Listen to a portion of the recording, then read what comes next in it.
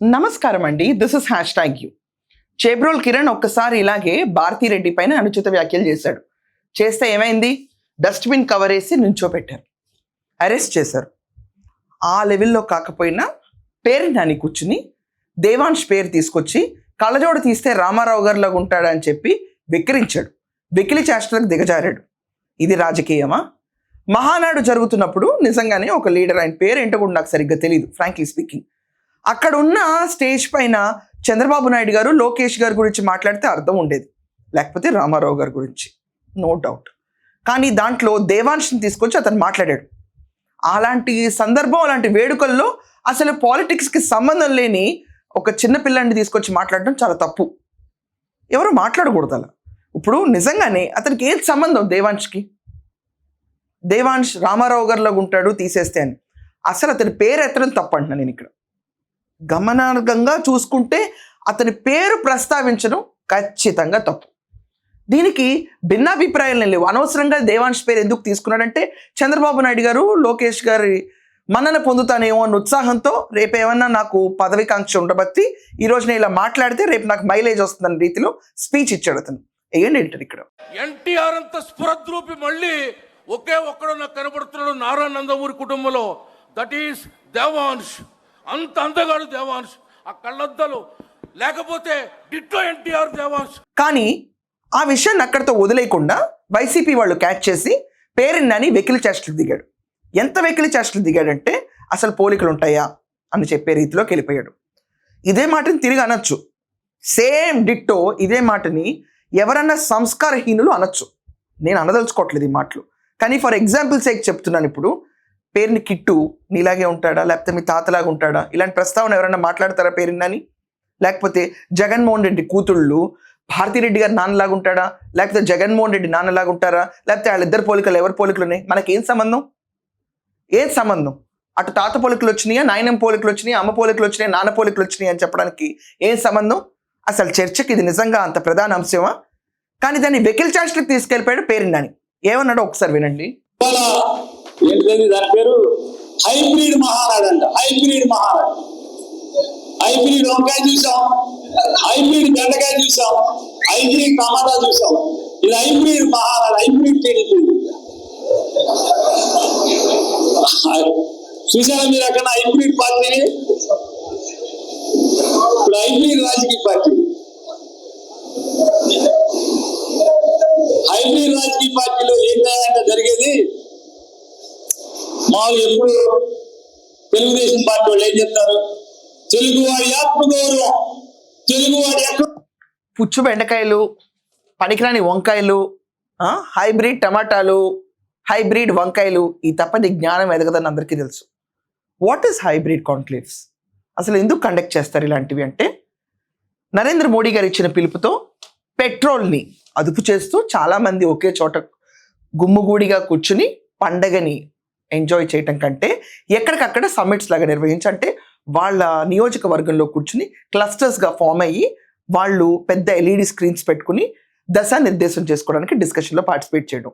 పుచ్చు బెండకాయ, పుచ్చు బెండకాయ, పుచ్చు వంకాయ, పుచ్చు టమాటా, నీకు అర్థం కావు ఇవన్నీ. సో నీ కాంటెక్స్ట్కి మించిన మాటలు మాట్లాడకు, okay? Hybrid conclave, hybrid meetings, hybrid Mahanadu meaning తెలియని నువ్వు రాజకీయవేత్త అని చెప్పుకోవడానికి సిగ్గుపడుతున్నాను ఈరోజు. మా ఊళ్ళని చెప్పని గర్వపడేలాగా నిన్న కూడా లోకేష్ గారు అదే చెప్తున్నాడు ఈ హైబ్రిడ్ పార్టీ మీటింగ్ లో. తెలుగువాడు, ఆవాడు, పౌరుషం, అది ఇది అని చెప్పి చెప్తున్నాడు. ఎన్టీఆర్ గారు సిబి అన్నట రామారావు తెచ్చారు. నిన్న దాకా రామారావు ఎన్టీఆర్ అన్నారు, ఇప్పుడు సిబి అన్నట. అంటే రామారావు మెల్లగా ఎత్తేస్తున్నాడు. అంతే కదా, చేసుకున్నాడు చేసుకుంటాడు. వైఎస్ఆర్ని మీరు పూర్తిగా ఎత్తేలా చెప్పు. పార్టీ పెట్టిన కొత్తలో ఎక్కడ చూస్తే అక్కడ వైఎస్ఆర్ గారి ఫోటోలు ఉన్నాయి, ఇప్పుడు ఎక్కడున్నాయి? ఆఖరికి జంబులేవి పార్టీ కార్యకర్త ఆయన తలను కూడా ఎత్తేసాడు.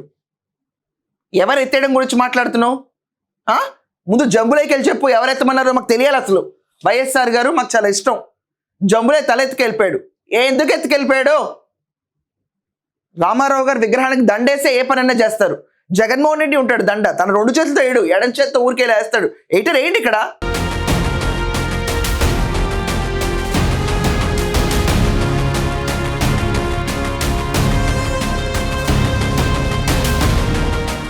గౌరవం అంట, గౌరవం మీరే చెప్పాలి. ఇంకా టీడీపీ కార్యకర్తలు కూడా జై జై మహేష్, జై జై లోకేష్ అంటారు.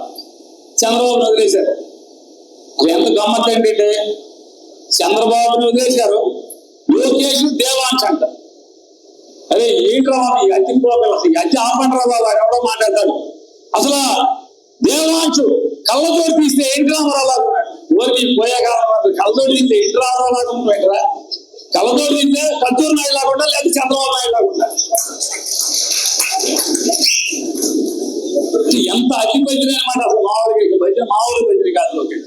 విన్నారు కదండి, జయము జయము లోకేష్ అని చెప్తే చంద్రబాబు నాయుడు గారు అలా చూస్తాకు వచ్చినారంట.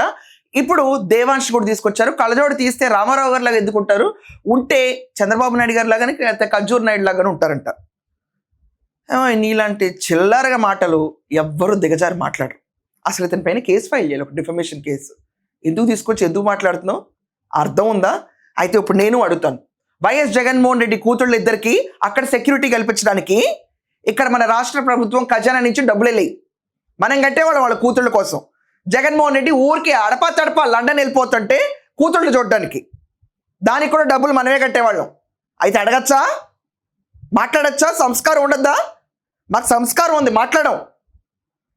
జగన్మోహన్ రెడ్డి వాళ్ళ వైఫ్ని షాపింగ్కి తీసుకెళ్లి మధ్యలో దారిలో దింపి మళ్ళీ తీసుకురావడానికి రాష్ట్ర ప్రభుత్వం ట్యాక్సులు కట్టిన డబ్బులతోనే తిరిగేవాళ్ళు. అలా అని చెప్పి అడుగుతారా? వీళ్ళు ఏమైనా రూపాయి తిన్నారా ప్రభుత్వ ఖజానా నుంచి?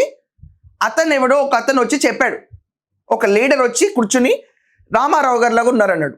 అయ్యో ఉన్నారో లేదు, వాళ్ళ పోలికలు ఏమున్నాయో బయట చూసే వాళ్ళకి అర్థమవుతుంది. నీకేంటి పేరు నన్ను ఇంత వెక్కిరింపు వెక్కిరే చేష్టలు, మీ నాన్నగారి పరువును అడ్డంగా తెస్తున్నావు కదా కూర్చుని. నీ తర్వాత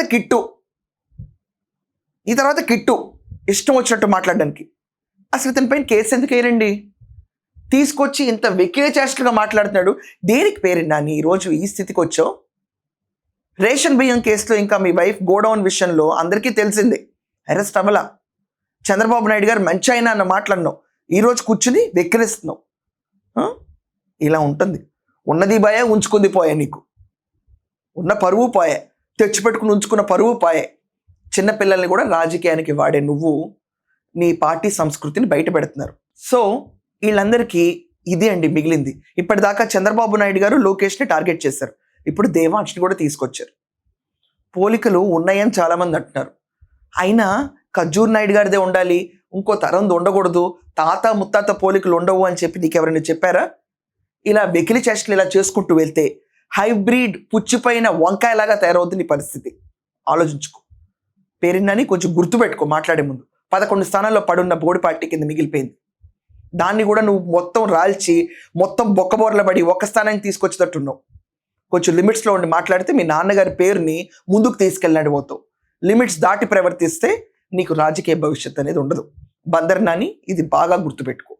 సో పేరు నాని చేసిన వెకిలి చేష్టలు, వెకిలి వ్యాఖ్యానాలను చూసిన తర్వాత మీ అందరికి ఏమనిపిస్తుంది?